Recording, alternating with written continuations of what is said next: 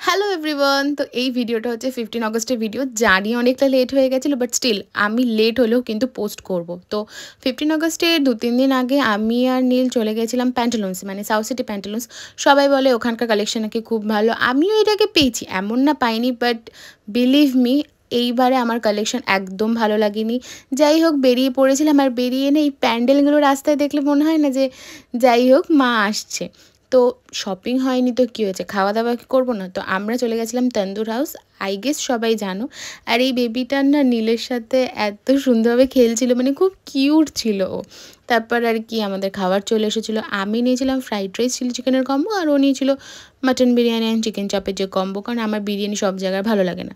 আর ডেজার্টে Bachchan ধাবার famous ফিরনি, সেটা তো খাবোই খাবো। যাই হোক, তো সেটাও খেলাম।